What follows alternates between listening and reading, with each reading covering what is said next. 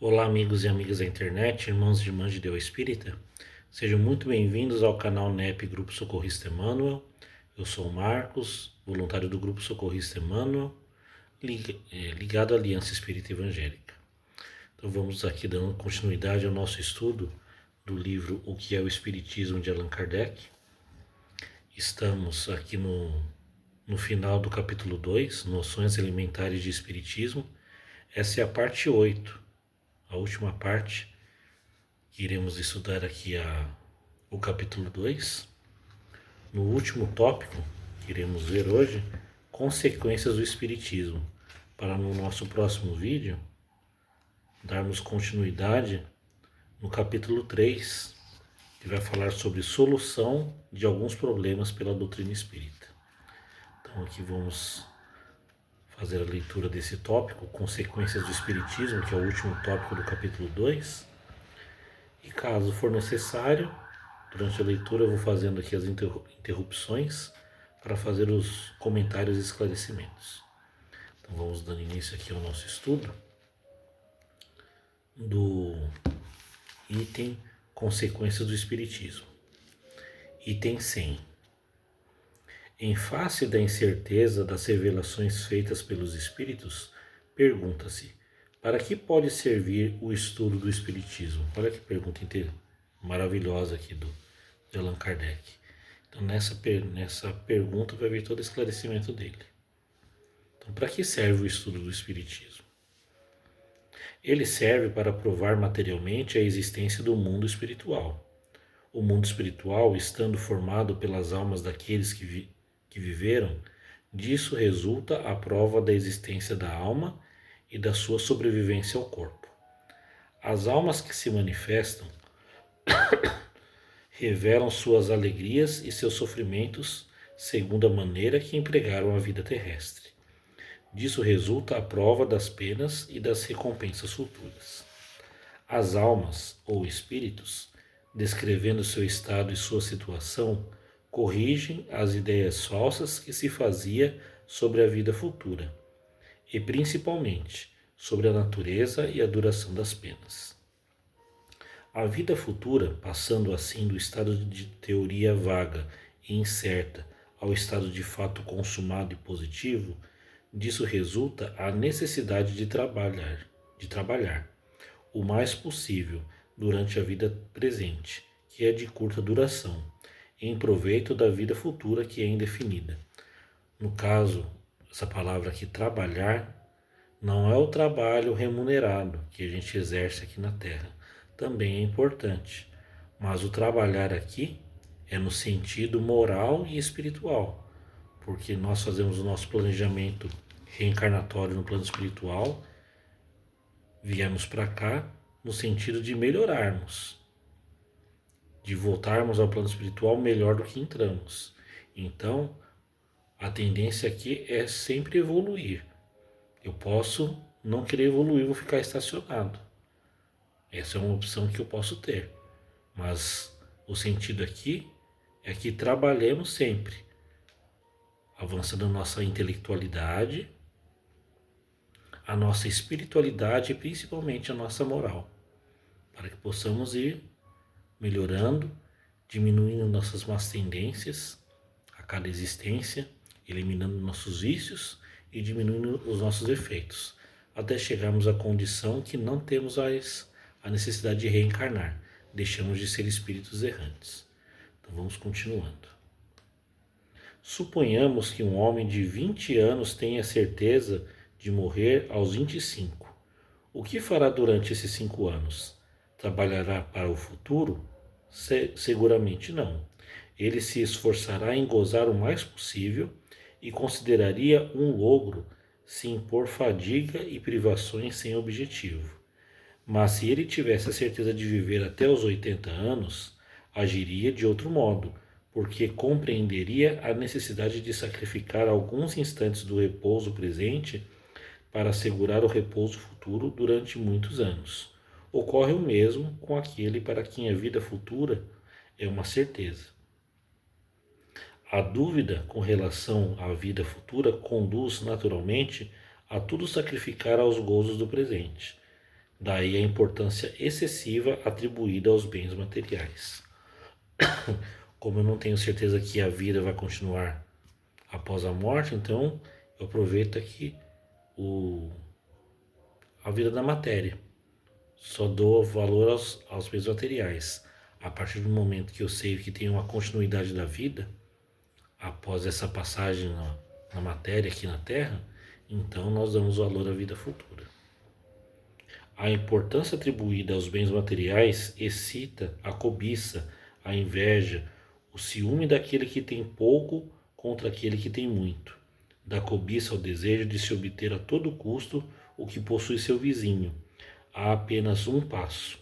Daí os ódios, as disputas, os processos, as guerras e todos os males engendrados pelo egoísmo.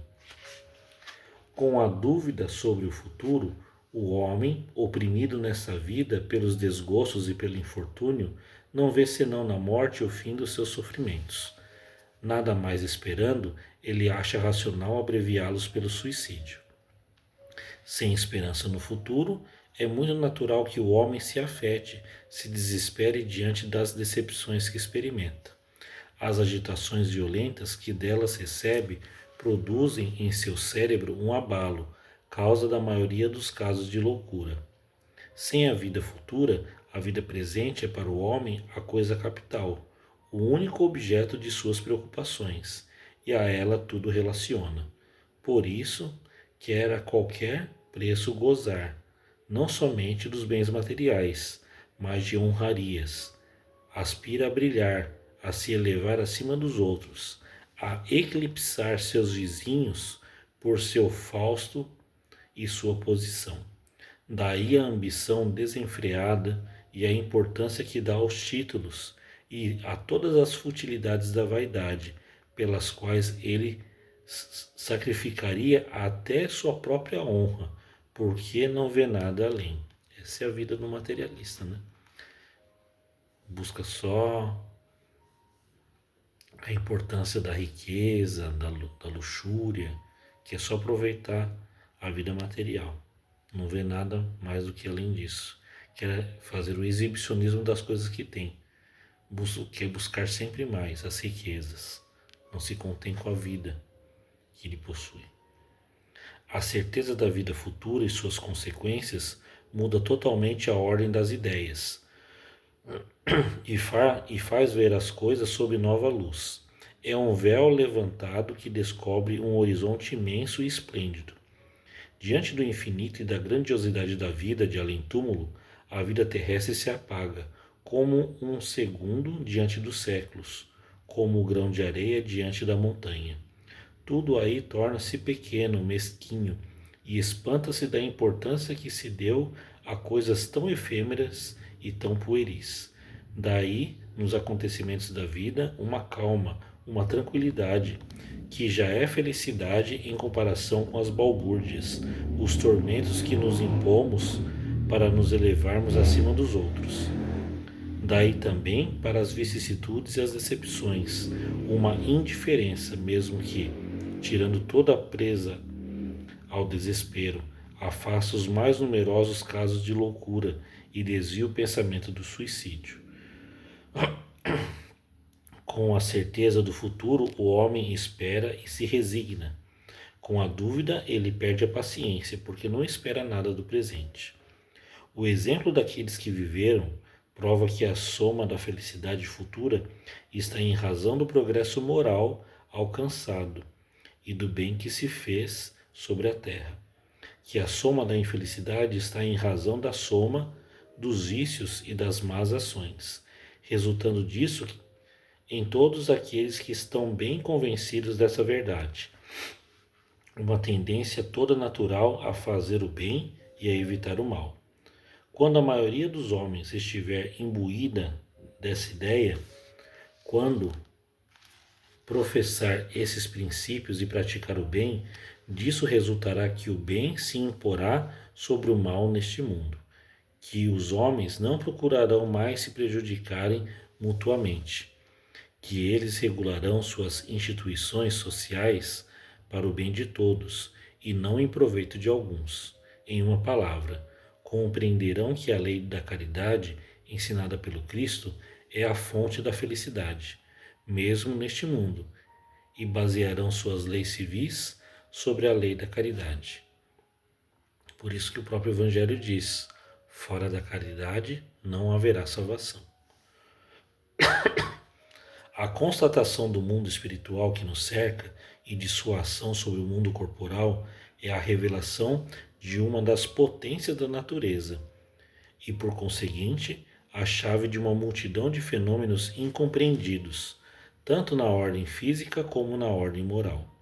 Quando a ciência tiver se inteirado desta nova força, desconhecida para ela até este dia, retificará uma multidão de erros provenientes do fato de atribuir tudo a uma causa única, a matéria.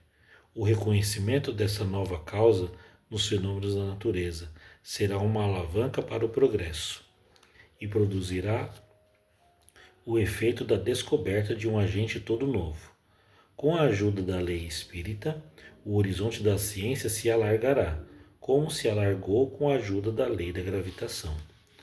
Quando os sábios, do alto de sua cátedra, proclamarem a existência do mundo espiritual e sua ação nos fenômenos da vida, infiltrarão na juventude o contrapeso das ideias materialistas, ao invés de predispô-la à negação do futuro. Nas lições de filosofia clássica, os professores ensinam a existência da alma e seus atributos segundo as diferentes escolas, mas sem provas materiais. Não é estranho que agora que essas provas chegaram, elas sejam repelidas e tratadas de supersticiosas por esses mesmos professores? Não é dizer a seus alunos: nós os ensinamos a existência da alma, mas nada à prova? Quando um sábio emite uma hipótese sobre uma questão científica, ele procura com zelo, acolhe com alegria os fatos que podem fazer dessa hipótese uma verdade. Como um professor de filosofia, cujo dever é provar aos seus alunos que eles têm uma alma, trata com desdém os meios de lhes dar uma demonstração patente? Então, Allan Kardec, só nesse item aqui, o item 100, ele falou tudo o que é o estudo do Espiritismo. Provar a anterioridade da alma, a pluralidade das existências, que todos os males que sofremos na Terra é fruto de nossas escolhas, de nossas viciações, ao apego à matéria, ao egoísmo, ao orgulho e à vaidade. E a partir do momento que vamos entendendo isso, praticando a humildade, né, sabendo o real motivo de estarmos aqui, não nos apegarmos à matéria, praticando mais a caridade, o mundo irá melhorar. Então, a Terra está caminhando nesse sentido, está passando, né, nesse período de transição de mundo de provas e expiações para um mundo de regeneração. Então, até chegar esse momento, iremos ver ainda muita maldade na Terra, né? O mal tem que chegar ao extremo para que todos nós possamos sentir esse fervor dentro de nós e começarmos a fazer a nossa parte. Então, nesse momento aqui, a Terra vai evoluir, a ciência vai se abrir aos conhecimentos do Espírito, a filosofia vai deixar de divanear, né? Vai ficar divagando e aceitar também a existência no mundo espiritual, e tudo vai ser natural no futuro. Então estamos caminhando para isso, né? Então, a partir do momento que passamos a reconhecer que não é só a matéria, não é só essa vida, que tudo que fizemos aqui iremos colher no futuro para uma próxima etapa reencarnatória, então tudo faz sentido. Então vamos aqui para o próximo item, 101. Suponhamos, pois, que na verdade é uma continuação da pergunta anterior, né? Suponhamos, pois, que os espíritos sejam incapazes de nada nos ensinar que nós já não saibamos, ou que não podemos saber por nós mesmos. Vê-se que só a constatação da existência do mundo espiritual conduz, forçosamente, a uma revolução nas ideias. Ora, uma revolução nas ideias leva, forçosamente, a uma revolução na ordem das coisas, e é essa revolução que o Espiritismo prepara. 102. Mas os Espíritos fazem mais do que isso. Se as suas revelações são cercadas de certas dificuldades e exigem minuciosas precauções para lhes constatar a exatidão, não é menos verdadeiro que os espíritos esclarecidos, quando se sabe interrogá-los, e quando isso lhes é permitido, podem nos revelar fatos ignorados, nos dar explicações de coisas incompreendidas e nos colocar sobre a senda de um progresso mais rápido. É nisso, sobretudo, que o estudo completo e atento da ciência espírita é indispensável, a fim de lhe não pedir o que ela não pode dar. É ultrapassando os limites que se expõe a ser enganado. Então, quando nos abrimos realmente ao estudo, abrimos o nosso coração, nós vamos descortinando tudo aquilo que não entendíamos, como é aquela velha frase: Jesus é a porta, Kardec é a chave. Então, vai esclarecendo tudo aquilo que era dúvida, que era misterioso, que era sobrenatural. 103. As menores causas podem produzir os maiores efeitos. É assim que, de um pequeno grão pode sair uma árvore imensa, que a queda de uma maçã fez descobrir a lei que rege os mundos, que as rãs saltando num prato revelaram a força galvânica. Foi também assim que do vulgar fenômeno das mesas girantes saiu a prova do mundo invisível, e dessa prova uma doutrina, que em alguns anos deu a volta ao mundo e pode regenerá-lo pela só constatação da realidade da vida futura. E o último item aqui, 104, encerrando aqui o pensamento de Kardec: o Espiritismo ensina pouco quanto a verdades absolutamente novas, em virtude do axioma de que nada há de novo sob o sol. Não há verdades absolutas senão aquelas que são eternas, as que o Espiritismo ensina estando fundadas sobre as leis da natureza. Existiram de todos os tempos, por isso delas se encontram os germes que um estudo mais completo e observações mais atentas têm desenvolvido. As verdades ensinadas pelo Espiritismo são, pois, antes consequências que descobertas. Quer dizer, só nos vem mostrar aquilo que já está aqui no mundo, né, desde a antiguidade. Então o Espiritismo só vem ratificar, corroborar aquilo que já está aqui, para que nós possamos tirar esse véu e mostrar aquilo que já está aqui, né? Esclarecer que sempre houve comunicação com o plano espiritual e que o espírito somos nós mesmos durante várias existências que vamos reencarnando para a nossa evolução moral e espiritual. O Espiritismo não descobriu nem inventou os espíritos, nem descobriu o mundo espiritual, no qual se acreditou em todos os tempos. Somente ele o prova por fatos materiais e o mostra sob sua verdadeira luz, livrando-o dos preconceitos e das ideias supersticiosas que engendram a dúvida e a incredulidade. E aqui uma nota, né? A nota do próprio Kardec. Essas explicações, embora incompletas, bastam para mostrar a base sobre a qual repousa o Espiritismo, o caráter das manifestações e o grau de confiança que elas podem inspirar segundo as circunstâncias. Lembrando que o livro aqui, O que é o Espiritismo, é apenas um resumo, né? Para aquela pessoa que quer conhecer o Espiritismo, venha entender pelo menos a base. E se for querer se aprofundar, um estudo mais completo, aprofundado, aí sim, se inicia com a primeira obra, que é o Livro dos Espíritos, com as suas 1109 perguntas, além de uma introdução bem preparada por Allan Kardec.